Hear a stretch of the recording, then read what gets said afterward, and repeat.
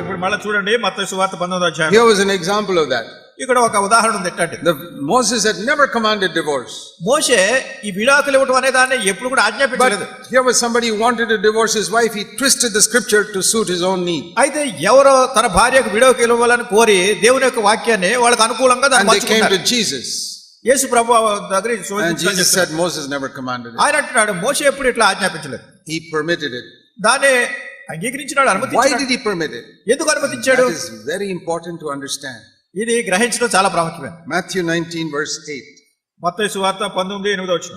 He permitted you because your hearts are so hard. ఆయన మీ హృదయ కాఠిన్యమును బట్టి మీ భార్యలను విడనాడ మోషే సెలవిచ్చాడు. So who is the man who divorces his wife? గనుక ఎవరు తన భార్యకు విడాకులు ఇచ్చే మనుషుడు? A man whose heart is hard. ఎవరి హృదయం కఠినంగా హృదయ కాఠిన్యం ఉందో అట్లాంటి మనుషుడు భార్యను Jesus said that. అని చెప్పాడు. అట్లా His heart is so hard, he doesn't want to do what God tells him to do. తన హృదయం ఎంతో కఠినంగా ఉంది, దేవుడు ఏం చెప్తున్నాడో అది వినడానికి సిద్ధంగా లేడు. He doesn't want to love his wife. తన భార్యను ప్రేమించడం ఇష్టం లేదు. He doesn't want to bear with her weaknesses. మరి తనకున్నటువంటి బలహీనతలను భరించేటటువంటి సిద్ధపాటు లేదు. He wants to do what he wants to do. ఏదో తనకి ఏం కావాలని కోరుకుంటున్నాడు, అదే చేయాలనుకుంటున్నాడు. He's interested in some other woman. ఒకవేళ వేరే స్త్రీ అందు ఇతనికి శ్రద్ధ ఉంది, And so he's trying to get rid of this wife. అందుకని ఈ భార్యను ఎలా వదిలించుకోవాలని చూస్తున్నాడు. That such a man has got a very hard heart. అట్లాంటి మనుషుడు చూడండి ఎంత హృదయ కాఠిన్యం గలవాడు.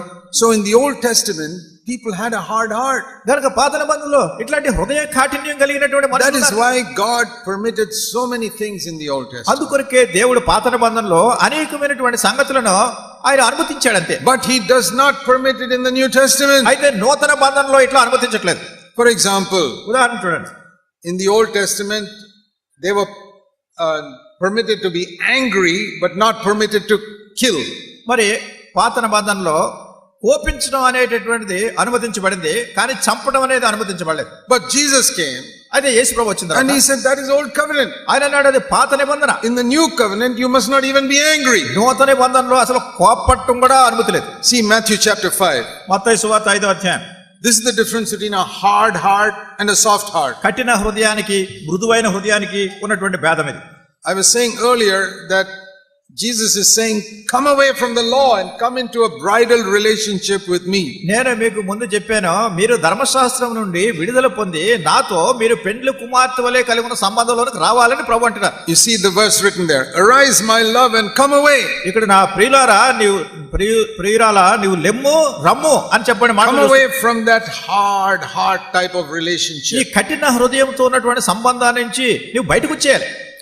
That was all right in the Old Testament. అది పాత నిబంధనలో ఉన్నటువంటి సంగతి. అది when I was the master of Israel. ఏ ఇశ్రాయేలుకి యజమానుడిగా ఉన్నప్పుడు. But now I don't want to be your master. ఇప్పుడు నేను ఏమాత్రం యజమానుడిగా ఉండాలని కోరట్లేదు. I want to be your husband. నీ భర్తగా ఉండాలని కోరుతున్నాను. Isn't that better? Isn't that better? అది శ్రేష్టమైనది కదా. Supposing you are working in one rich man's house. ఒకవేళ మీరు చాలా భాగ్యవంతుల ఇంట్లో పనిచేస్తున్నారు అనుకోండి.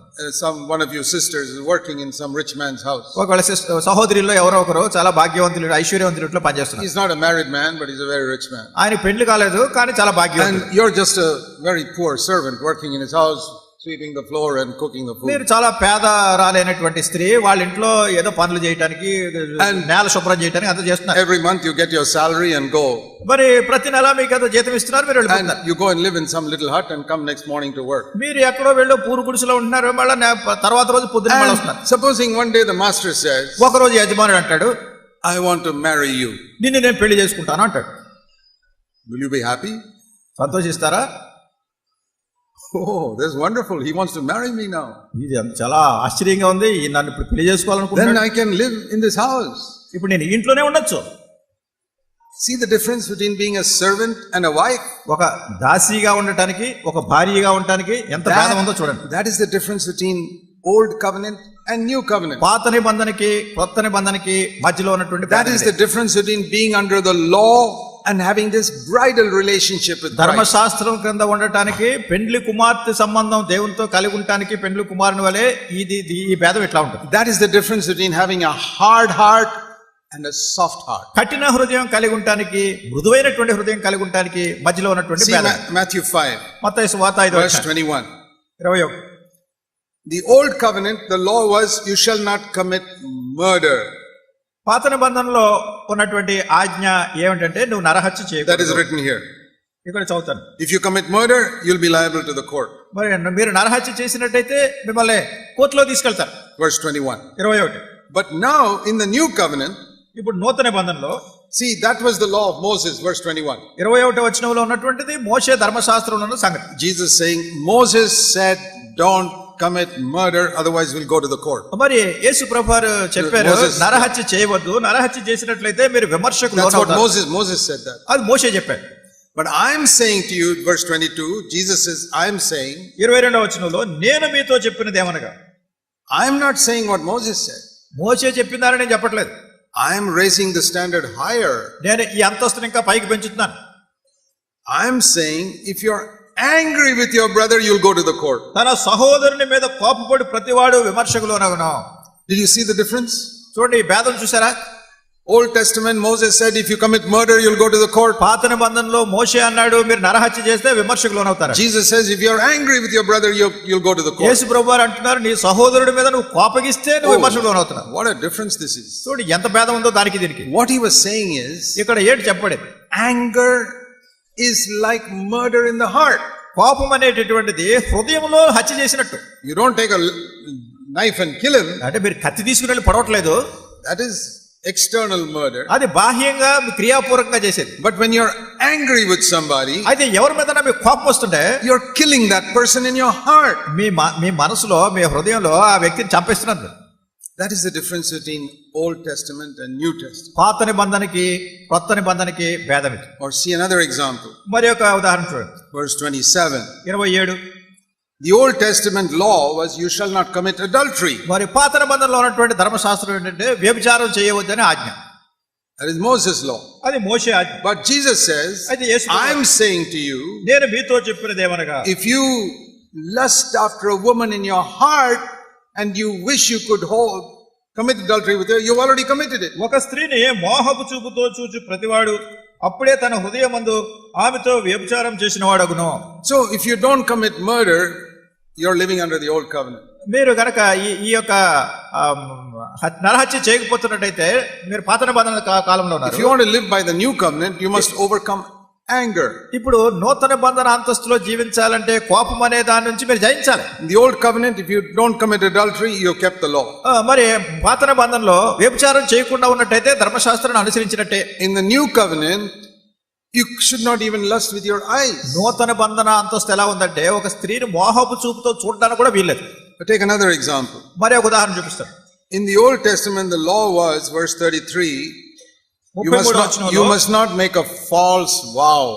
33వ వచనంలో నీవు అప్రమాణము చేయక అంటే తప్పుగా ప్రమాణం చేయకూడదని ధర్మశాస్త్రం చెప్తుంది.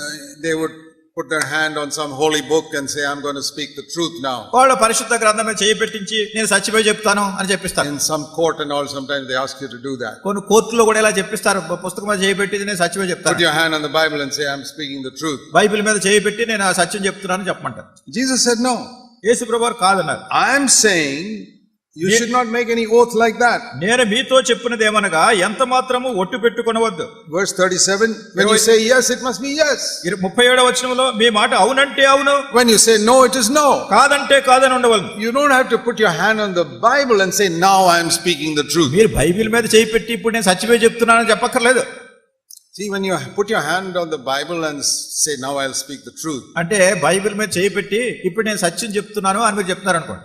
What your meaning is, most of the time I tell lies, but now I'm going to speak the truth. దాని అర్థం ఏంటంటే మామూలుగా చాలాసార్లు నేను అబద్ధాలు చెప్పేస్తున్నాను, ఇప్పుడు మాత్రం సత్యం చెప్తాను అంటున్నారు అన్నమాట మీరు. Are you like that? అలా ఉంటున్నారా మీరు?